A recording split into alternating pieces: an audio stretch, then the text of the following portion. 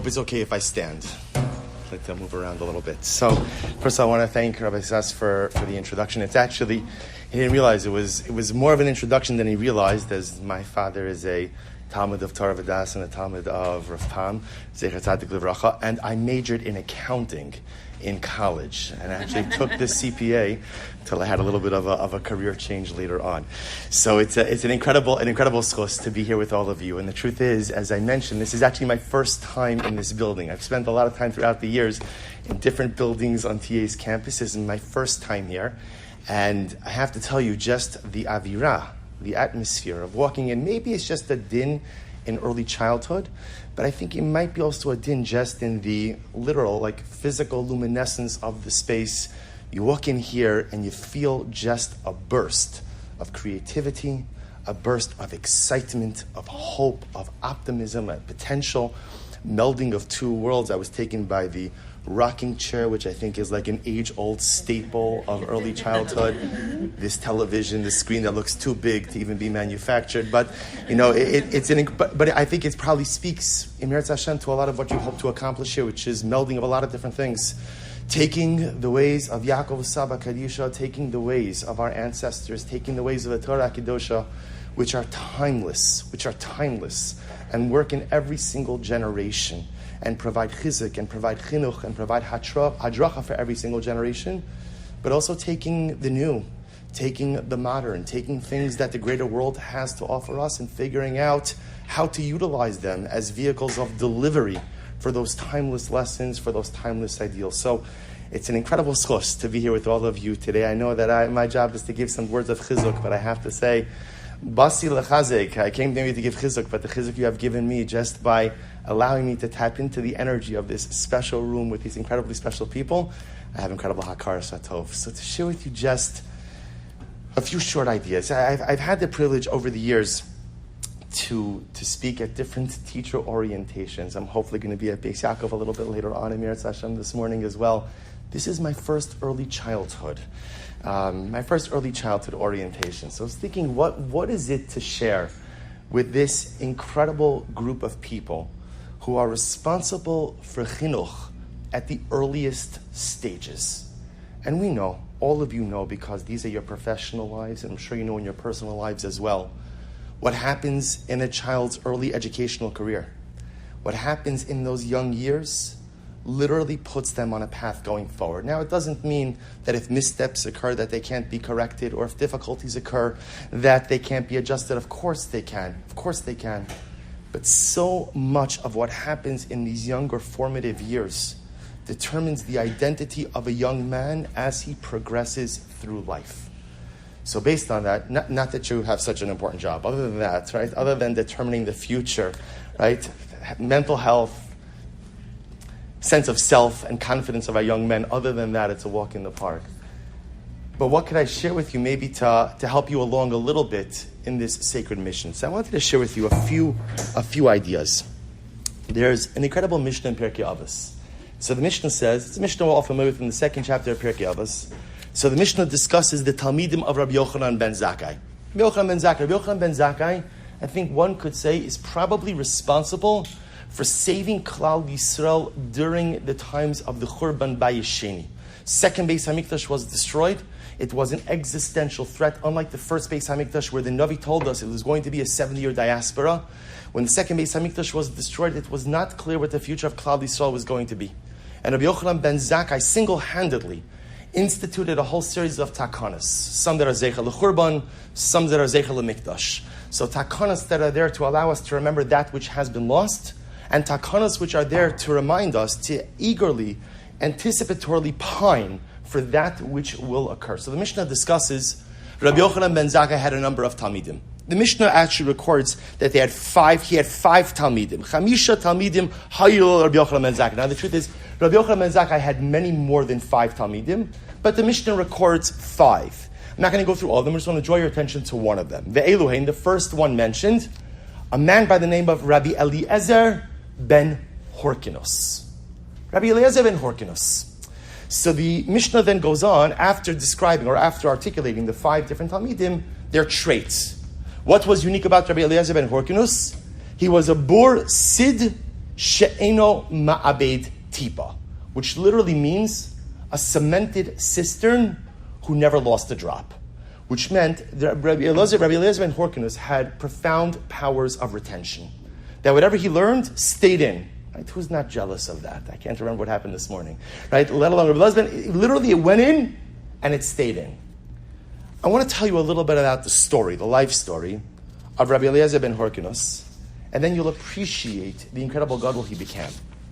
He became the story. Rabbi Eliezer ben Horkinus' life is retold really in two different places. One of it is in the Gemara, the other part is in the Medrash.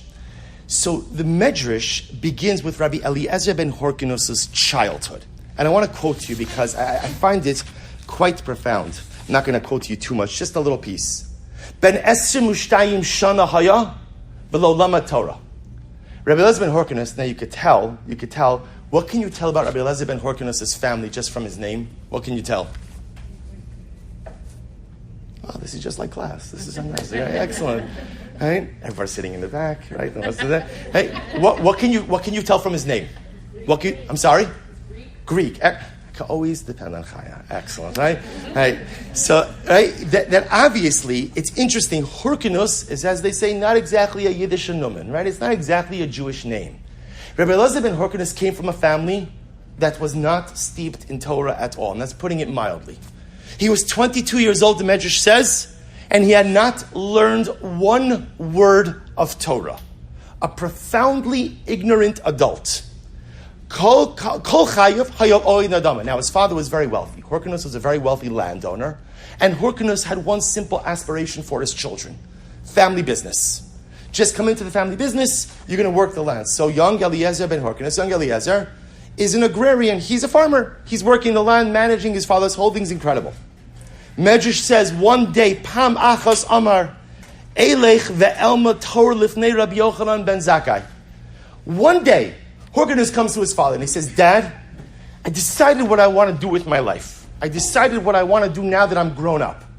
I want to go to Yerushalayim Ira Kodesh, and I want to learn Torah with Rabbi Yochanan ben Zakkai. I want to learn Torah in the Beis Medrash of the Gadol Hadar. That's my dream. That's my dream. Horkinus responds, Iyata toe, achetachrosh malimana. His father says, I'm not going to give you any more food until you get back into the field. Horkinus didn't even dignify his son's request with a response. He didn't say no. He didn't say, let's talk about it. He didn't say, let's discuss it. He just said to him, we're not even having a conversation about this. We're not even talking about this. There's work to be done. There's fields to be tilled. And if you want to eat dinner, you better get back to work. And the Medrash goes on that this exchange happened a number of times until young Eliezer decided that his only recourse was to leave home. He packs up, tells no one of his plans, heads out to Yerushalayim. Comes to Yerushalayim, finds the Beis Medrash of Rabbi Yochanan ben Zakkai. He sits down, he comes to Shir. And what does he find when he comes to Shir? He has no idea what's going on. And understandably so. He's just come to the highest Torah dignitary in the entire land, the Gadol Hadar. Gadol Hadar presumably gives a pretty high level Shir. He's not giving the beginner Gemara Shir. He's even the highest level Shir. Eliezer ben Horkinus, all excited, all pumped. I left home, I finally summoned up the courage. Comes to Yerushalayim, and that which he wanted most doesn't materialize. He goes to the back of the Beis Medrash, and he begins to cry. He begins to cry. You know, sometimes the way it works in life is that you see a person who's struggling, and if we're honest, very often we try to pretend like we don't see, simply because I don't have the bandwidth to get involved. I know that if I ask you how you're doing, I know that if I ask you what's wrong, it's going to be a whole thing. And the truth is, I don't have time. Eliezer is sitting in the back of the Beis Medrash, crying. No one stops, except for one man, Rabbi Yochanan ben Zakkai. Rabbi Yochanan ben Zakkai, the Gadol Hadar. See, everyone else is too busy. The Gadol Hadar wasn't too busy. Rabbi Yochanan ben Zakkai stops. He says, "What's your name?" Eliezer. Where are you from? Wherever he was from the north of Eretz Yisrael. He said, "What's wrong?" He said, Rebbe, I came here to learn Torah, and I know absolutely nothing. So he said, okay, nothing. What do you mean? You mean you don't know the Masechta we're learning? You don't know this? He's like, you must know brachos. I don't know brachos. You must know Shema. I don't know Shema. You must know Birkas Hamazon, benching. I don't know benching. And on that day, Rabbi Yochanan ben Zakkai said to young Eliezer, I'll be your Rebbe. I'll be your Rebbe. And day after day, Rabbi Yochanan ben Zakkai sits with young Eliezer ben Horkanus, Aleph Beis, Berachas, Kriyas Shema, Birchas Hamazon, until Eliezer ben Horkanus rises in prominence in the Beis Medrash, till he becomes the most outstanding student of Rabbi Yochanan ben Zakkai. But the story's not finished. The way the story ends is as follows. Now, Eliezer ben Horkanus is learning in Yerushalayim, in the yeshiva Rabbi Yochanan ben Zakkai. Rabbi Yochanan ben Zakkai was also the head of the Sanhedrin. So he would adjudicate many cases that came along. Lo and behold, he sees the docket. And who's on the docket for that day? Horkanus. Horkanus is on the docket. Why is Horkanus coming to the Beis Din? See, remember, no one ever knew what happened to Eliezer. They just figured he ran away from home because he didn't want to work. So Horkanus was coming up to Yerushalayim because he wanted to amend his will. And he wanted to give all of his property to all of his sons and write Eliezer out of the will. That's why he was coming to Yerushalayim.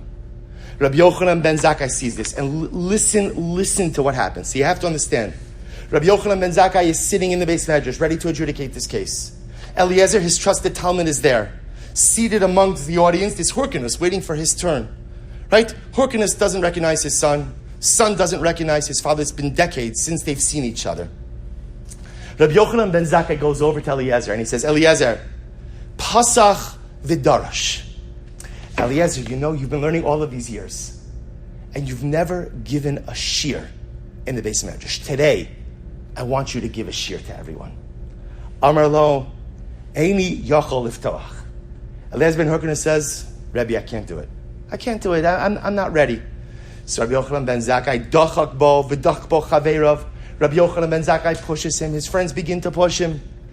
So listen to what the Gemara says. Ad she'amad upasach v'darash b'dvarim shelo shamatem osam me'olam. Rabbi Eliezer ben Horkanus gave a shir, and he delivered chidushim, novel ideas, that the world never heard before. Everything that came out of his mouth was a new piece of Torah that the world had never heard. Amad Rabbi Yochanan ben Zakkai al raglav. Kol davar v'davar shatzim mipiv. And every single word that Rabbi Eliezer ben Horkanus said, Amad Rabbi Yochanan ben Zakkai al raglav v'nashka al rosho. It's such an incredible image. Every word that the Talmud said, Rabbi Yochanan ben Zakkai got up, kissed him on the head, and sat back down. Who sees all of this occurring? Who sees all of this? Horkanus. Horkanus stands up, and Horkanus says, I came here to go ahead and write my son out of my will. I came here to write him out. And what happens? What happened? Achshav kol nechasa yiu nesunin leEliezer b'ni. But now I hereby declare in front of all of you, my entire estate is given to Eliezer. So it sounds like a great end of the story. Right? Beautiful end of the story. It's not so good. Clearly, it's not good parenting. Don't write anyone out of the will. But right, that's a different share. Right? But Lamaisa sounds like a beautiful end to the story. But that's not where the story ends. Listen to the conclusion. Rabbi Eliezer comes face to face with his father for the first time in many years. And he says, Father, Em chafetz ani bekarkaos. If I want land, if I want money, LaHashem ha'aretz umlo'o. It all belongs to God anyway. Im bekesef v'zav chashka nafshi, li ha'kesef v'li ha'zav. Money, it all belongs to God anyway. Ella b'Torah bilvad chashka nafshi. Father, the only thing I really want in life is Torah. And the Baal Shem Tov HaKadosh says that there's another end to the story. The other end to the story is Eliezer says to his father, "You have it all wrong. All I ever wanted from you was to believe in me. All I ever wanted from you was to have confidence in me. All I ever wanted from you is that when I was a 22-year-old ignorant Jew who wanted to learn, and I came to you with my goals and my aspirations and my dreams, all I ever wanted you was to say to me, Tatala, Shefala, you can do it. I don't want your money. I don't need your land. I wanted the one thing that I needed more than anything from you in that moment. And that was your approval, your love, and your confidence in me that I could become anything." It's the job of a parent to give that to a child, but often parents, for whatever reason, aren't able to give it. But sometimes what parents can't give at home, a mora or a teacher is obligated to give in the classroom. See, the most incredible thing that you can give your students is not some form of pedagogy, which is important, and it's not deciding which one of the multiple intelligences they fit into, also incredibly important. But the most important thing that a teacher could give a student, and this is true at any age, but it's certainly true when they start out, is the ability for the child to feel that there is someone who believes in me. There is someone who believes that I can be whatever I want to be. And I'll tell you a story. I said this over, I don't remember where I said it, so if you heard it, I apologize. It wasn't at an early childhood orientation, but a number of years ago, I got a call from a parent who was very panicked. And the parent said, "I think that there's something wrong with my child." Okay, what's wrong? First thing I say is, I think you have the wrong number. Like if you have a halachic shaila or something else, I'm happy to help. Something wrong with your child, you might need to seek out, but I'm happy to listen. So the mother told me, "My kid constantly says he wants to be a washing machine. Yomam balayla, he goes down, he plays by the washing machine, he touches the washing machine, he's this washing machine, and it's embarrassing." She says, people ask, "What do you want to be?" "I want to be a washing machine. I want to be a washing machine." "Oh, I'm infatuated with the washing machine." So the mother's like, "What should I do?" We've told him, "No, you can't be a washing machine. That's ridiculous. You can't do it." I said, "Look, I'm not a parenting guru. I'm certainly not a mental health guru. I'm not a guru in anything. But I'll tell you is, never tell your child they can't do something, even being a washing machine. Right now, your kid doesn't understand things. So right now, they're infatuated with the washing machine. I said, maybe it's a compliment for you. Maybe you keep a very clean home. So right there, but whatever it is, but right now, that's where they're holding." I said, the best thing you could do as a parent for now at a child of a young age is encourage them to believe that they could do whatever they want to do. Okay, you can't let it go on for too long. Right? At a certain point, they're going to have to shut that down. But at the end of the day, the job of a parent, the job of a teacher, the job of a school is to allow children to believe in themselves, that you could become whatever you want to become. Obviously, as we get older, we recognize that although that's true bigadol, there are, of course, limitations in life. We have personalistic limitations, we have lifestyle limitations, we have relationship limitations, but it doesn't change the fact that the way chinuch is supposed to begin is with a fundamental belief that I can become anything. And when your children come into your classroom, and your children come into your world, a teacher becomes a surrogate parent. The teacher is not there to replace the parent. The teacher is not there to contradict the parent. The teacher is there to supplement. And you know as parents and you know as teachers, that not every parent is equipped to give their child what they need in order to be successful in life. And the most important, often overlooked piece about chinuch, and I would say this, and I say this every time I speak to teachers, and sometimes it meets with very unpopular responses. I would say, as a non-professional educator, conveyance of information is the least important part of education, and conveyance of self-esteem, self-worth, self-confidence, belief in self are the most important parts. Now, they're not contradictory. We have to do both.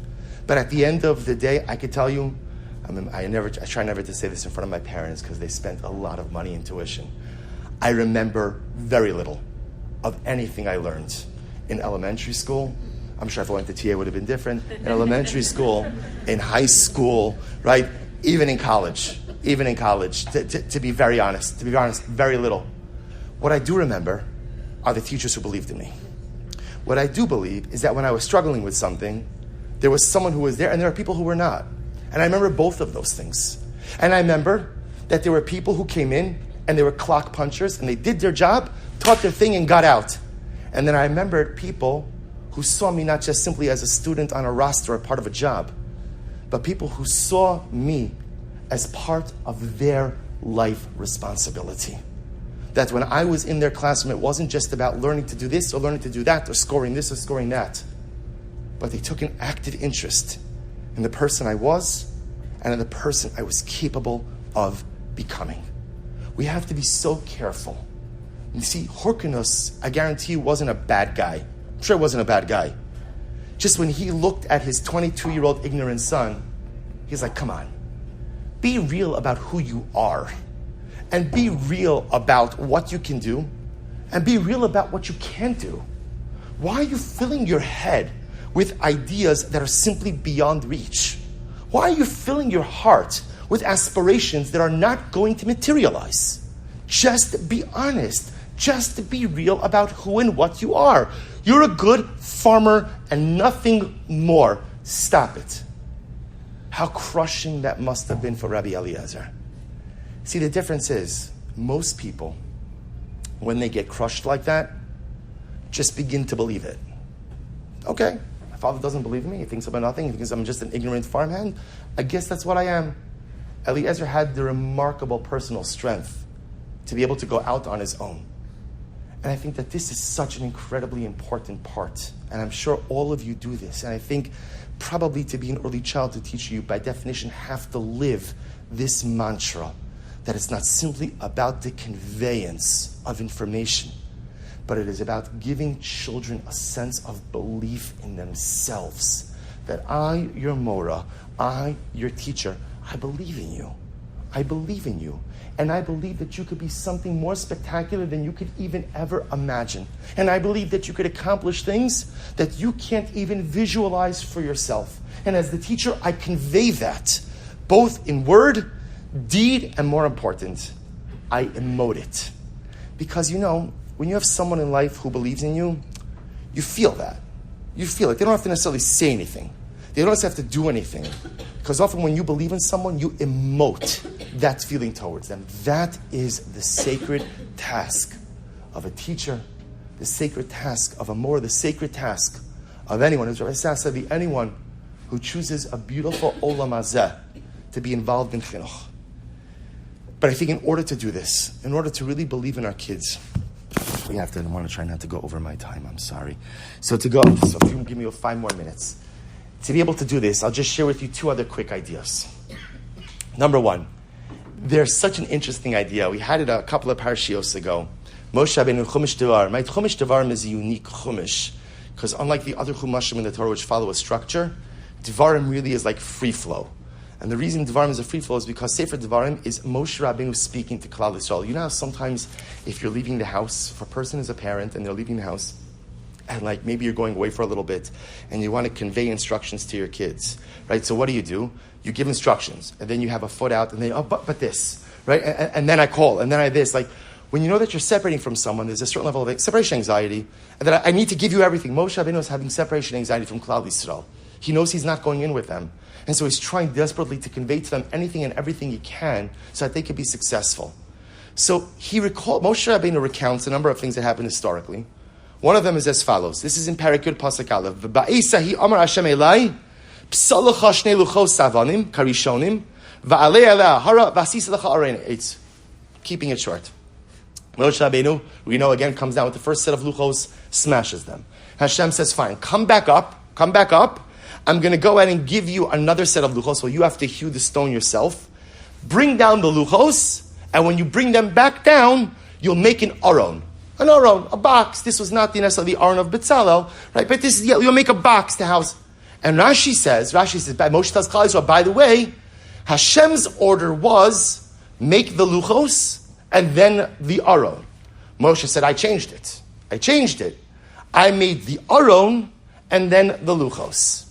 And the truth is, you hear Moshe Rabbeinu's change and you say to yourself, makes a lot of sense. So what's the question?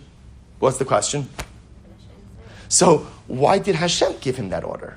In other words, so I get it. You're right. Moshe Rabbeinu's logic was, I'm going to come down with the luchos. What am I going to do? I'm just going to hold them? Like, where should I put them? Where exactly do you put the luchos? So Moshe says, when I come down, I have to have a receptacle. I have to have a box to put the luchos. Great cheshbon. But yet the Rebbe Shalom told him, make the luchos. Now, by the way, the Rebbe Shalom was absolutely okay with Moshe Rabbeinu's change. But why did Hashem instruct it in a different way? And I think that there's a very simple machlokas. You see, here's the difference. A box, which is the aron, represents defined parameters. The Ribono Shel Olam does not live in the box. So as far as the Ribono Shel Olam is concerned, you take the luchos. Luchos is Torah. Luchos is spirituality. Luchos is potential. You can't put potential in a box. If you put potential in a box, then at the end of the day, you're going to fundamentally stymie and limit it. Moshe Rabbeinu, as great as he was a man who lived in Olam Hazeh. He was of this world. And of this world, you know what we love more than anything? If we're honest, you know what we love? We love boxes. Boxes are great because boxes provide order, right? So we like religious boxes, right? Yeshivish, Hasidish, modern yeshivish, this yeshivish, used to be yeshivish, primarily yeshivish, want to be yeshivish, modern, not so modern, too modern, exceptionally modern, right? We do this with shidduchim, we do it, we love boxes. Because in Olam Hazeh, which is a world of limitations, by definition, we make boxes. Well, if we strive to be at Tzelem Elokim, then in this respect, we have to go ahead and learn to live outside of the box as well. And especially in the realm of chinuch. I will tell you, when I first started in the Rabbanos, I feel like I'm getting old, about 23 years ago, I was in New Jersey, and I had a father who came to me. His daughter couldn't get into a high school. It was a whole difficult thing. And I said, what's the problem? Father, just imagine this thing. The father's coming with the daughter, and the father says, she can't do math. She's terrible at math. And it took me. I thought maybe I misheard it. And daughter's standing right there. Father must have said it 15 times. Felt like somebody was paying him every single time he said, my daughter can't do math. Right? Daughter's there. The daughter's looking down. She's turning red. And I thought to myself, Ribono Shel Olam, you probably put her in the box of can't do math from whatever age she started having difficulties, which is normal. And so here is a child who has been boxed. They've been boxed. Once you've been boxed, that's it. Going back, there are some people like Rabbi Eliezer ben Horkinus who find their way to fight their way out of the box. Most people don't. Most people, once they're boxed, just simply remain inside of the box. And it is so easy to box children. It is so easy. There are good children and there are that children. Somebody told me, from a different school, that they had a pre-meeting with administrators, and they went through the list of kids in the class. I said, well, what did you do? We have to identify the good kids and the bad kids. I said, is it on that way on Excel? There's the good kids page, the bad page? No, not in Excel, but we know who the good kids are, the bad kids are. And what I wanted to say was, please, go into accounting. Then get out of education. Because if you're a boxer, meaning not like that, but boxer, right? Then at the end of the day, that could work beautifully well in many areas of life. But it is the worst avera, the most terrible avla, to have that midah in chinuch. Do we have to be real about where children are holding? Do we have to be able to diagnose difficulties and challenges? Of course. But the purpose of a diagnosis is not to box. The purpose of the diagnosis is to go ahead and allow for self-actualization. And this leads me to my last part, and with this I conclude. Rabbi Nachman of Breslov says something amazing. The Rebbe discusses the idea that when we daven, he discusses an existential idea which I think all of us struggle with. What is the power of tefillos without kavanah? Right? If you think about it for just a moment, a lot of times we daven, I have zero kavanah. Like zero kavanah. I did it, I checked the box, but no kavanah. So the Rebbe says a person might say, well, a tefillah with no kavanah, what's the point of davening? Just forget the whole thing. Rabbi Nachman says something so incredibly beautiful. If you have to imagine this. The Rebbe says, tefillahs without kavanah do not ascend to Shamayim. That's what the Rebbe says. They don't go anywhere. They stay in your heart. They stay with you. But the Rebbe says, because if you could imagine, when there's no kavanah, it's like there's a bottleneck. Like there's a bottleneck, right? I'm stuck. I'm stuck, can't go anywhere. The Rebbe says, but the moment you have one tefillah with kavanah, that tefillah opens the blockage, and with that one kavanah dik tefillah, it brings up everything else with it. Sometimes kids have blockages. And sometimes it is the job of a teacher to identify what the blockage is. I can't box, but I have to identify what the blockage is. But understand, if you could identify the blockage and you could remove it, or at least ameliorate it, or at least address it, or cater a chinuch that helps with that blockage, that child will absolutely unequivocally flourish. So if we bring all of this together, what we have is, Rabbi Eliezer ben Horkinus teaches us, the most important thing that you could do as a mora, as a teacher, as someone in chinuch, is to believe in your students and to allow them to feel that you really believe in them. But at the end of the day, how do you go ahead and truly actualize that belief in your students? Number one, don't box them. And number two, recognize that even if they have a blockage, it is your sacred task to help remove it. And the moment that you do, you will see them succeed, you will see them flourish, you will see them self-actualize. Kadosh Baruch Hu should give all of you incredible siyata d'shmaya, because teachers, I'll say this now, Rabbi Sass is not here, teachers are underpaid, and teachers are underappreciated, and we don't understand the role that mechanchos play in the future of Am Yisrael. Everyone says it, but if we really believed it, they would be paid just like the CEO of any other company, or if not like the CEO, it's the CFO. Something to recognize. Okay, that's a discussion for a different time. Halavai Klal Yisrael will figure that out one day. But don't let sometimes the lack of gashmias or the lack of recognition undervalue what it is that you do. You are truly the future, responsible for the future of Am Yisrael. Kadosh Baruch Hu should give you incredible siyata d'shmaya, incredible strength, staying power, unbridled optimism, hope, excitement, belief in the next generation. And Amir Hashem, may each of you be zocha to have a hand in the future continuity of Klal Yisrael at Biaskom Herav Yameinu. Amen.